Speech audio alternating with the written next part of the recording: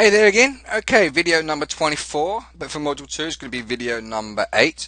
And in this video we're going to talk about the Bollinger Bands.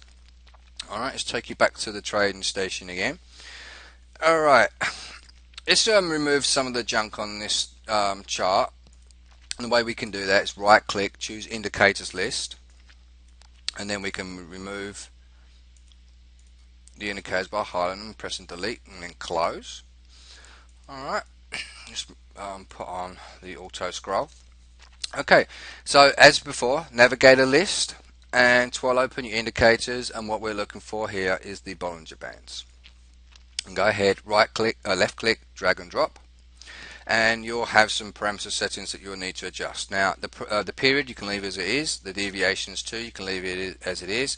We've got a medium sea green here. Well, what I'm going to do is I'm going to just choose black, okay, and I'm going to choose a larger thickness as well so we can see the lines better, and I'm going to click on OK. Alright, so so let's see where let's minimize this window a little bit so we can see some more information. Alright, now the Bollinger Bands basically takes a measurement of the volatility previously and then applies the volatility kind of information ahead. So when you see a lot of movement in the market, like you say if it's going up, you'll start seeing the top band, which is here, and the bottom band, which is here, getting further and further apart from each other. And then as the market starts to become diluted and there's not really much going on, the volume in the market starts to drop, and when it starts to drop you'll start seeing the top and the bottom bands getting smaller and smaller to a point it gets to, it's like a bottleneck. It's like you're squeezing the top of the bottle to prevent all the water or the beer coming out of it. As soon as you let go it bursts, and then boom, and there you go. So here we can see here like the pressure is being applied, it's being squeezed together, and eventually it needs to break out one way or the other. Normally the general rule of thumb is that the first indicator to break out, either the top or the bottom, will dictate where it's going to go. Alright, let's give you another example. Like for instance, we can see that as the market's gone up, we can see now the bands are moving further away from each other, but as the market is starting to become smaller in volume, the bands start to get smaller and get close together. And then at the point of the breakout, the top part of the Bollinger Band here and down the bottom, you can see this bar breaks the bottom, and therefore it dictates the rest of the trend. Then you can see again it's starting to the bands are getting closer together. The top band and the bottom band are getting closer together, and then we can see the breakout of this candle here, which will dictate that this is now the direction that we should be going in, which is long. Alright. Also as well, a good indication when to get out is actually the third break. Let's say we're going short and we want to work out where we want to get out of this trade. The best way to do that is calculate 3 instances where the candles have actually broken below the bottom of the Bollinger Band. So here is the first instance, here is another instance right there, and there's another instance right here. So we can get out around about there, but as we've taken note before, as the Bollinger Bands get closer together and when it breaks out again, it will dictate where to go. So you can basically stay in there. So 1, 2, stay in, 3. So right there I'll actually get out and close a trade. Alright. Here is we've got 1, 2, 3 peaks, and then it tells you when to get out. Alright, as if we're coming in for short, we can just barely see. There's a little break there, and there's a little break there, and there's a little break there to tell us when to get out. Alright, and then if we wanted to go long, we take the first candle of the break of the top, and then we count 3. So 1, 2, 3 tells us to get out right there, and then the Bollinger Bands kind of get close together. Then there's a break right here. So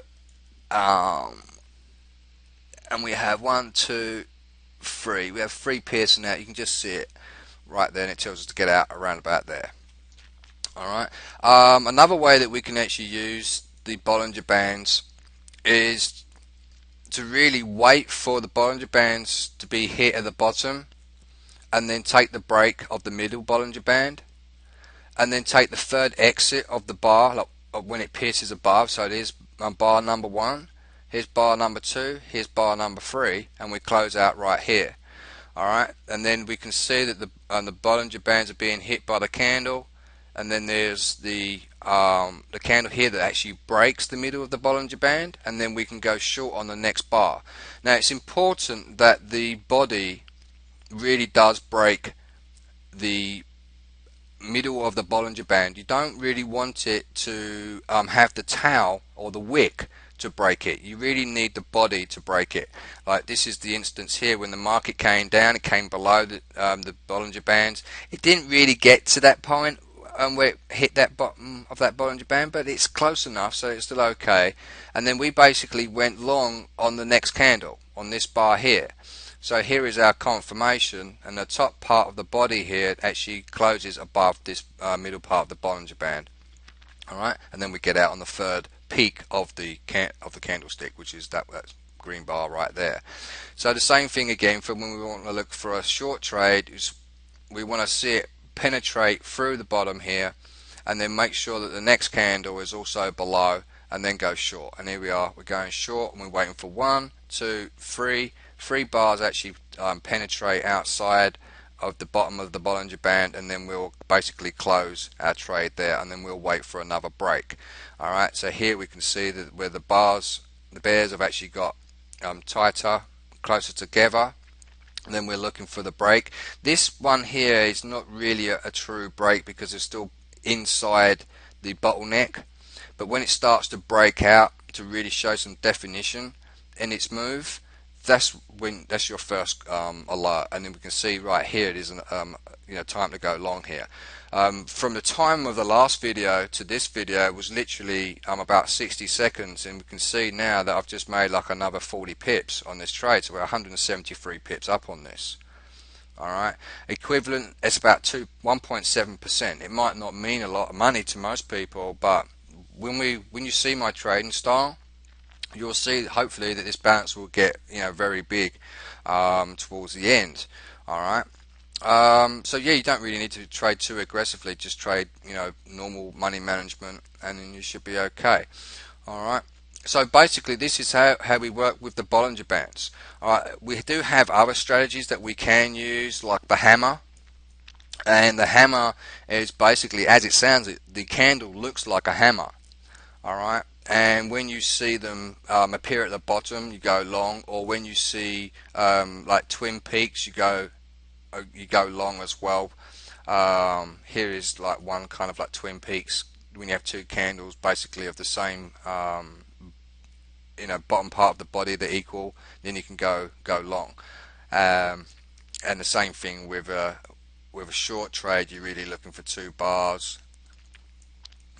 But we will get into this a little bit more in candlestick formations and how we can use them in conjunction with other indicators as well.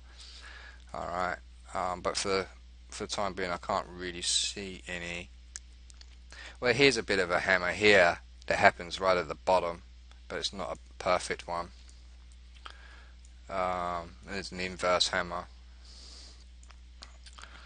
But anyways, but yeah, I will leave you with that. So just basically, for the most part, what you would really want to look for is really these areas here where they basically come in together, and then your time to actually get ready to go for the trade is when they start to expand out from each other, and then when the bar breaks one or the other, that will dictate where to go. You can see this one breaks going on the new bar, and then crikey, look, this one just keeps on going up.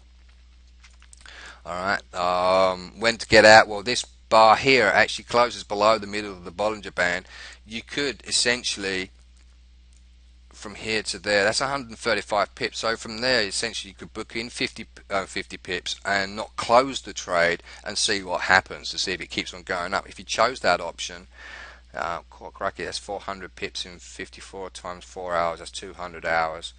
And this one, 70, that's 280 hours. So, that's almost about a week and a half.